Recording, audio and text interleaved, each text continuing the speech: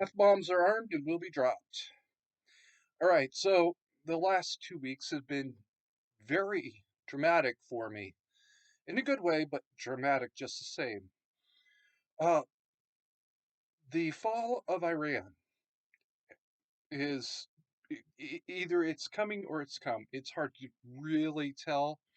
Even if the regime does survive, they're going to have to make reforms, the likes of which not only are they not going to like, but effectively they're not going to survive.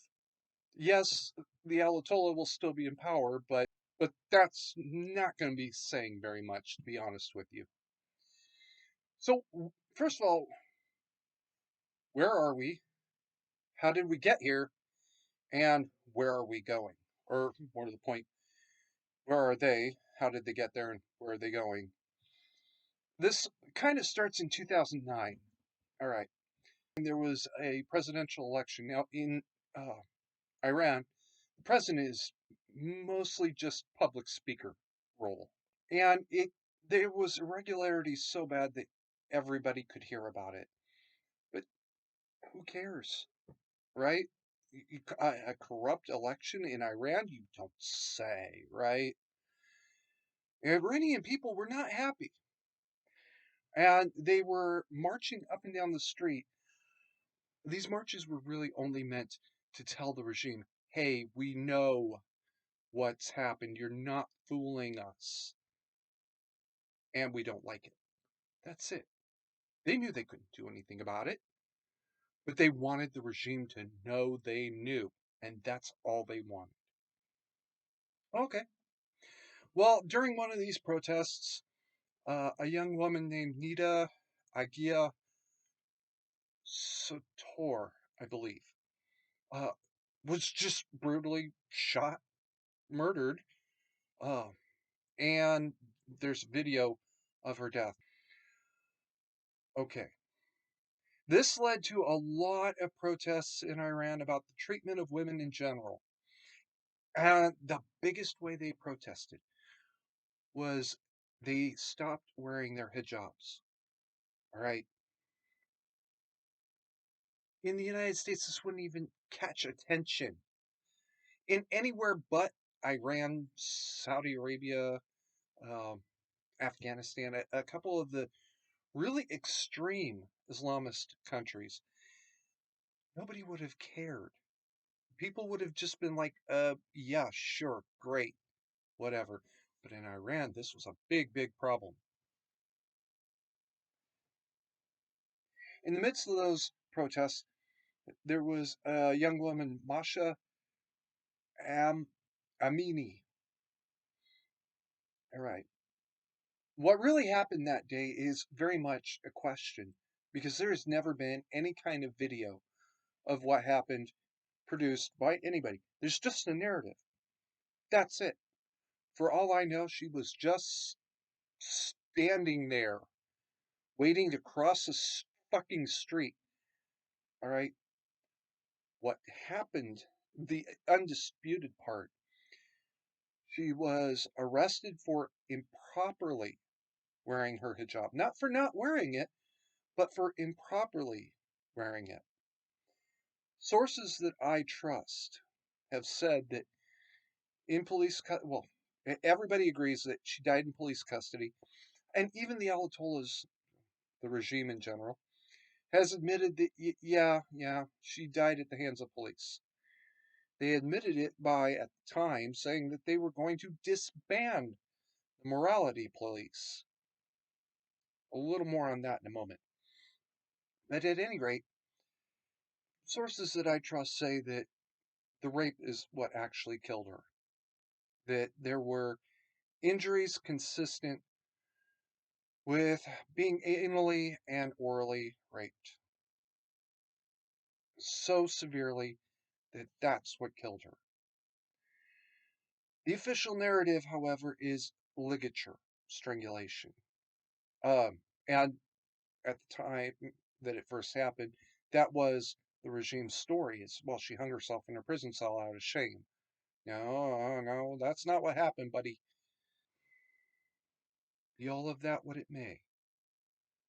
Her murder and there's no other way to call it, it was a murder, led to some even bigger protests about wearing the hijab and the way women are treated. It still led to some really wild protesting that was still going on a year later when they hung a young man. I'm sorry, I forgot his name. Um, and made a very big public spectacle about it. They wanted the entire world to know they would hang protesters. Oh, okay. Nobody could actually get behind it, but nobody could actually stop them without literal military intervention. Now, if we actually declared war on Iran, the regime would fall. I give them 28 days. Let's say 60 days. Just 2 months. All right, just to be generous. But what we saw out of Iraq tells us that, yeah, the regime would fall in about 60 days, but the civil war afterwards would have lasted for years. So fine, we don't invade Iran, we don't liberate Iran, we don't, whatever it is you want to use here, whatever word you want to use here, um, leave it alone. Probably the best scenario, right? Well, something funny happened. Um, the U.S. gave Afghanistan back to the Taliban. Last summer there was this little blurb of a story. It wasn't exciting or sexy or anything like that. Just that there was a border dispute that lasted about 2 weeks, maybe a month, over between Iran and Afghanistan over water. I'm looking at that and thinking, you know, what the fuck is the Taliban doing? Are you stupid? What? Explain this to us and use small words because we want you to understand the words you're using. All right? But again, really kind of not my problem. All right? And not something I can do anything about. So I ignored it.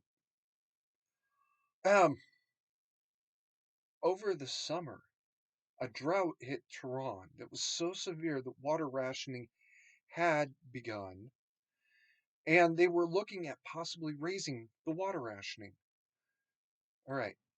You've already got people who are really, really pissed because that 2009 election was not on the up and up. That led to a woman being murdered then. That led to more protests over the way women are treated. That led in turn to a woman being raped to death in custody. Okay, you're really starting to pile on a lot of hate and malcontent. Uh, Niccolo Machiavelli warned the world, do not do this. Do not abuse their inheritance, a conquered people's inheritance, or their women. If you're gonna kill them, kill them. But don't abuse their inheritance or their women. Oops. It gets worse. Yeah, it gets worse. This is one of those stories where it gets worse becomes sort of the refrain. Now you've got the water shortage. People are angry about the way they're being treated. And now they're being told they don't get water. Hmm. Oh boy, is this going to be a problem? And I did see that, well, this is going to be a problem, but it's not going to be that big of a problem, right? It turned into that big of a problem 2 weeks ago when, as part of the solution to the problem, the Iranian government cut the exchange rates. Now, how exactly they did this, yeah, I don't entirely understand. That's an economics thing. I'm not an economics major. I'm a history major. But I don't have to be an economics major to understand that if a shopkeeper buys, well, let's say a stuffed animal, right, for, I think Stitch here was $8, right? And they can only sell it for $4. They're not going to be happy, all right? That's what the inflation had done. In just a few months, it had turned the $8 that they had spent to buy product into $4 sitting on the shelf. That is what destroyed the Weimar Republic. And now you have the exact same scenario going on in Iran. Did I mention it gets worse? Because it got worse. Shopkeepers, just close their doors. Hey, we're losing money every time we touch the door. Papa Carey's very fond of a saying that it costs money to turn the key in the lock every morning. And actually, he's got a point. The police came in and tried to force them to open their shops and started beating people. That's a big, big no-no. For those of you that are old enough to remember the Rodney King riots, how did that start? Okay. It started because somebody caught 4 cops beating a black man on a freeway. Now, people are seeing the Iranian police beating other people in the street for refusing to open their shops? Like, are you stupid? What the hell? All right. This led to even more protests, starting to really snowball badly here. Now, the people are really fucking out of control. All right. They're protesting so loudly that you can't not hear it. And the police and army came in and started shooting people randomly. Now, whether you buy the 12,000 killed story, the 2,000 killed story, the 500 killed story, or something somewhere in between, I'm thinking right about the 6,000, 5 to 6,000 mark, right? It's still crazy. They're bringing the army in because shopkeepers refuse to open their shops because uh, women weren't wearing their hijab correctly, because some people were walking up and down the street saying, hey, we know, and we know we can't do anything about it, but we want you to know we know. That's it. All right. The popular chant has been uh, uh, Javid Shah. And there's even a really great video of one protest where they did it as a call and response. One crowd was saying Javid, the other was saying Shah, Javid Shah, Javid Shah, Javid Shah. Oh, that was pretty impressive. That took time to organize. All right. That took somebody stepping up and saying, okay, you people over here. All right. You people over there. All right. From me to that tree over there. Or everybody on the left side of the street, everybody on the right side of the street. I don't know exactly how he did it. You over here, you say Javid. You over here, you say Shah. All right. Let's see if we can get this straightened out. And it was very impressive. And then it gets even crazier. The people are so absolutely incensed at this point that they're setting fire to government buildings. Now, I know there's a lot of videos out there of Muslim chapels. They say mosque, I say chapel. Fuck you. Um, that were burned to the ground. I mean, I've seen the video. That conflagrate. That was a conflagration. Conflagration is a fire that cannot be brought under control by external forces. You just gotta have to let it burn. All right? That's a serious and intense, uh, potentially 4-digit fire. 4-digit, thousands of degrees. Oh, that was holy shit. I don't know how they did that. All right, but wow, wow. The thing that people who are protecting the regime aren't going to tell you, they are going to refuse to tell you, is that those buildings were also nominally government buildings. Because remember, oh, Sharia is the absolute law of Iran. And they were striking out against the law. I'm talking about corruption, okay? Corrupt courts. Now the people are burning tax buildings. That was the first building that I know of that was burned to the ground. A tax building. The next one was a Muslim chapel and another one, and then a police barracks was set on fire. There was another one that was taken over, Seattle style.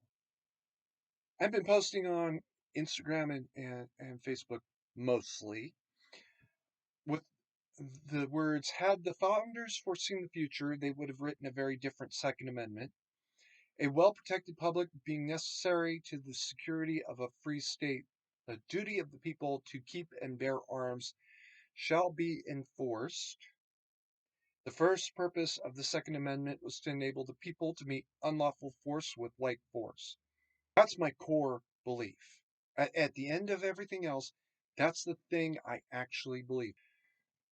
But here's something else. I've been posting it mostly in Persian. Now, I I can't read or write in Persian, so I had to depend on Google to translate for me. And nobody's called me out on it so far. Right? I'm 100% sure that what I actually posted isn't quite a good translation, but nobody's called me out on it. And I find that very amazing. Um, Maybe it's a better translation than I thought. But either way, it's a call for the Shah, or whoever succeeds the Ayatollahs at least, to actually adopt this as their position. Hey, you know what? That crazy American, you know, obviously he's got some psychiatric problems, which have PTSD. What about it? Um, but he might be onto something, because if the people of Iran were armed, the police would not have even tried to beat that man in the street. The morality police would not even have tried to haul that girl into jail over not wearing it correctly. The soldier who shot that woman in the chest for no reason other than she's walking up and down the street, he wouldn't have tried that. That's a thing that will always temper their judgment. That's a reality of the world.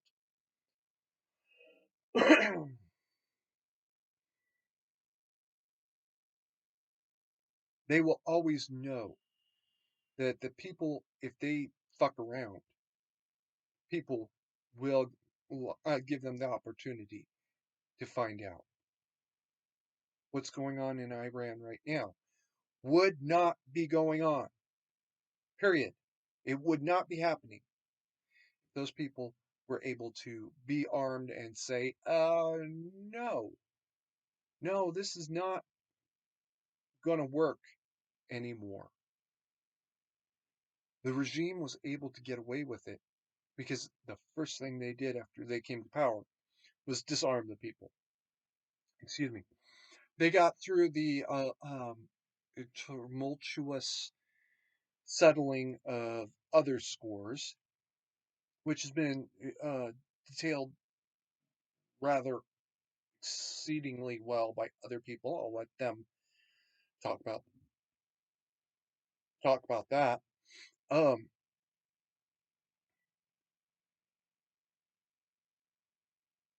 but the first thing they did once they were actually seriously in power, they disarmed the people. And they made sure that the people stayed disarmed until roughly 2022. You know, I'm just saying things may have changed that year. All right. A call to the next Iranian government. Had the founders foreseen the future, they would have written a very different Second Amendment. A well protected public being necessary to the security of a free state, the duty of the people to keep and bear arms shall be enforced. Take this and use it. All right. Set yourself up to not be in the absolute shit show that the Ayatollahs have put themselves into. The first purpose of the Second Amendment was to enable the people to meet unlawful force with like force. And what is going on in Iran right now is an absolute unlawful force. And it's amazing to me that it is not much, much worse than it has been so far. Keep calm and mandatory carry on.